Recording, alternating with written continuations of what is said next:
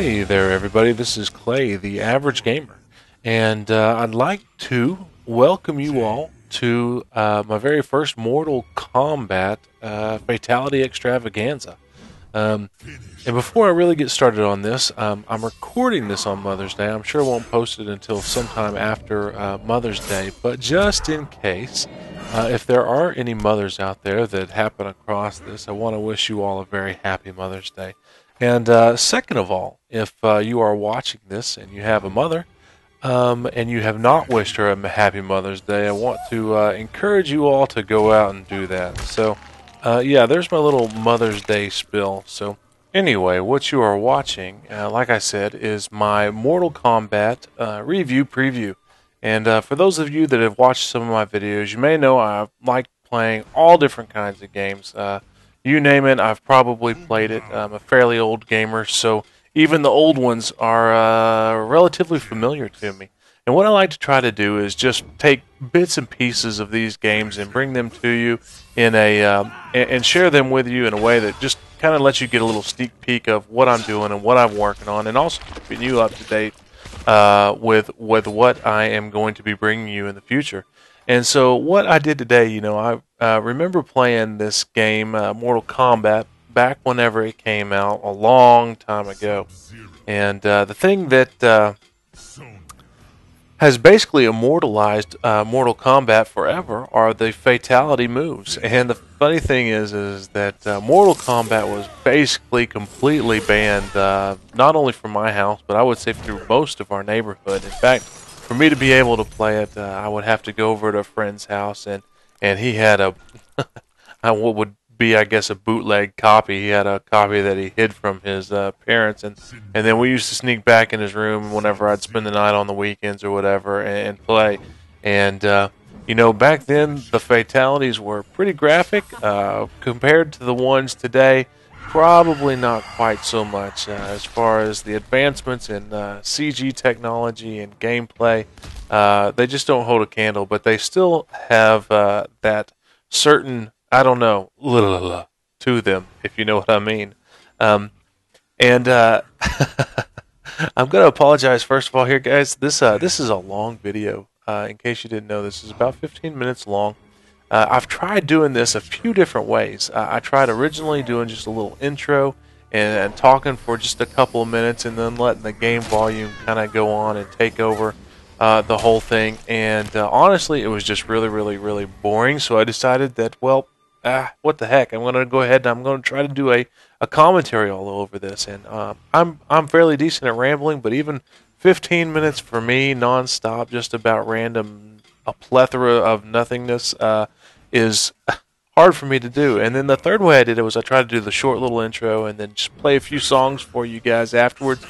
And in the end, I said, you know what, I can't figure this one out on my own. So I had my friend watch all three of them, and in the end, he liked listening to me ramble on for 15 minutes. I have no idea why, but so that's one I decided to go ahead and do. However, I did decide that I was wanting to redo the commentary. So if you're in this and just want to watch the fatalities, feel free to crank the volume down, and all of the fatalities are done in order. So feel free to kind of skip through along the video and pick out your favorite character and watch them. I will say, if you haven't seen them, they always give me a good laugh. So it's always fun going through them the first time and doing that.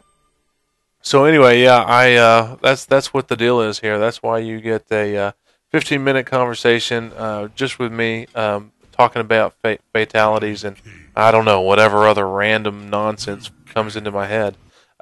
But I will say on the fatalities here, there are about 4 total. The one I'm bringing you is the basic fatality, the one that's given here in this fatality tutorial. There is another fatality that is a secret fatality that you can find the keys to online if you're interested in that. And then there's 2 that are actually unlocked. As far as I know, they are unlocked through doing certain things within the game. Now, if you all like this and would like to see these fatalities, the unlocked ones, or at least the secret one, I know I can pull those off because I've already done them.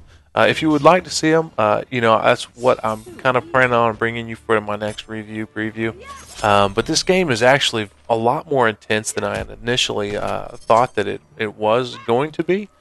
So it's actually taken me a little bit longer to make it through and kind of get a good feel for everything that there is to do in this game. Because contrary to my popular belief, or contrary, I guess, to my belief, which is not necessarily always popular, there's just a lot more stuff to do in this game than what I originally anticipated. So, anyway, hopefully over the next week or so, couple of weeks, I'll be able to go ahead and bring you those. I will say that the new Black Ops expansion pack has come out and with the new maps, and so I have been diving into those recently. And so anyway, on to the next subject. In my last Black Ops commentary, I started a thought, and I kind of got sidetracked, and I never got to finish it. And what the thought was I was telling everybody about how I'd had a really good day that day. I woke up, and the night before, my kids, they had actually spent the night out, which is a very rare occurrence, especially whenever both of them do.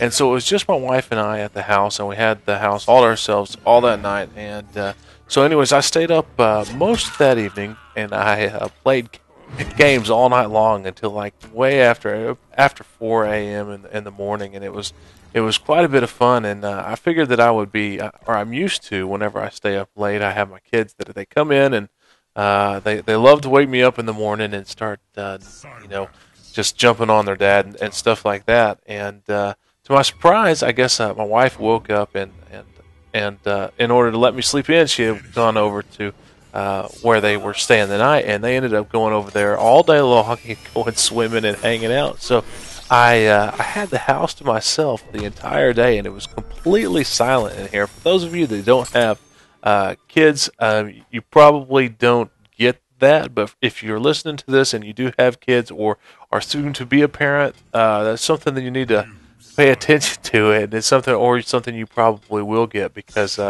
it was like I said, all in all, a good day. I was able to sleep in, woke up, made a couple of videos, and just kind of did whatever I wanted to do, and it was quiet and fun. This dude right here, I mean, seriously, this is one of the absolute funniest, in my opinion, one of my favorite fatalities. I mean, that dude, seriously, I mean, literally got ripped in half. I mean, where they come up with these things, I have no idea. But anyway, I just wanted to clear that up, because I started that thought and then got off on search and destroy missions, so I never actually got to complete it. Another thing I was going to tell you all about, and I'm probably going to try to make a video, and I've tried to figure out how to incorporate the gameplay video with the actual home movies that I made, but just a couple of weekends ago, I went to a place in Oklahoma called Mangum, Oklahoma. And for those of you who have not been there, I have to say that it was absolutely insane. The reason that we were in Mangum, I went to I went to Elk City for work, and then my wife and my boys came with us, and my wife is always really good about just finding different things to do.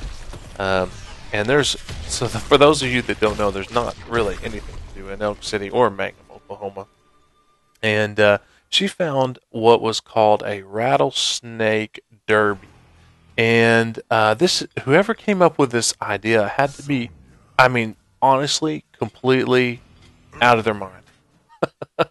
So what they had at this rattlesnake derby was basically a 2-block period that was full of rattlesnakes. I mean, there were probably about 1,000 rattlesnakes within this 2-block little area.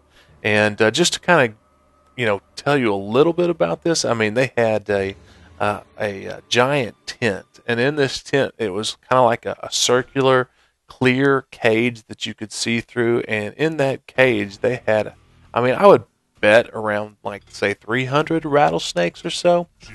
And then inside that cage, they had about 5 guys that were walking around talking about rattlesnakes. And as soon as you walk in this tent, all you hear were, I mean, these hundreds of rattles going off at the same time.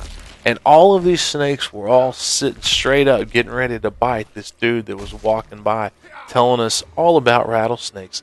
And I mean, I guess that really should have been my first hint to the fact that I wasn't really dealing with people that were thinking clearly. Because, I mean, I'm not exaggerating, like 300 rattlesnakes, and I'm thinking, what in the world? There was another lady that was walking around, and I was under the impression, or I was told that what they had these photo shoots where they would take the snake and they would let you hold a rattlesnake, and then they would take a picture of it. And what I was under the impression or told was they actually stitched these these rattlesnakes shut. And so my boys wanted to have their picture taken with this rattlesnake. So I went and I sat down, but they didn't want to hold it. So I went and I sat down, and the lady put the rattlesnake around my neck. And as I'm sitting there, I'm kind of checking out the mouth and making sure that this thing has got its mouth stitched up. Well, it turns out that I don't see any stitches anywhere, even remotely close to this rattlesnake. So I immediately get like a little bit nervous and went ahead and had the picture taken, and then got my kids away, and it kind of started trying to slither around, and so I grabbed its head to just kind of keep it from biting me in case it did bite me. I mean, surely I wouldn't put it past them. Maybe they didn't, but I would think that I at least defanged him or took out the poison whatever things, but I don't know. But anyway, I grabbed his head, and that rattle just immediately started going off, and I was like, holy crap, I'm getting ready to get eaten by a freaking rattlesnake. And anyway, so the girl kind of, I guess she could see I was getting nervous, so she kind of came over and picked the snake up and took it off of me, and I handed the snake back to him. And needless to say, I'm not proud to say that I have actually held a rattlesnake. Another instance of something that we did on this trip was they had this place where you could actually eat fried rattlesnake, and what it was really was the restaurant. They had a place in the back where they put on a show, and the guy that did it was, his nickname, I guess, was the butcher. And what he did was he would reach down in these cages, he would grab a live rattlesnake, and he would set it down on the butchering block, and he would chop it up and gut it, and anyway, he does kind of this little show demonstrating kind of what he does and how they work. And so he slices this thing open, and the first thing he does is he pulls out the heart, and he makes sure he tells everybody what he was doing, and he sets that heart down on a napkin in the front of the stage where everybody could see it. And this thing is still beating. It was absolutely crazy. Also, he had chopped off the head, and the head was still trying to bite him. So as this heart was beating, in the middle of a conversation, while people were, looking at this thing and going, "Oh dear Lord, what have I got myself into, and why am I watching this?" He reaches down and throws this heart in his mouth and eats a raw rattlesnake heart. And I think I threw up a little bit in my mouth at that point. But anyway, so. And that snake that they chopped up and divvied out, then they sent it over to the front, and yeah, so we had fried rattlesnake. It was, needless to say, a very surreal and interesting trip. And like I said, if you all would be interested in seeing some of the videos, I've got it, and planning on trying to figure out a way to incorporate it with a video game. Anyway, wow, it's almost time. It's over here. I've got about 13 seconds. Guys, if you guys enjoyed the gameplay and like this, feel free to rate, comment, or subscribe. Until next time, this is The Average Gamer. I am out. Peace.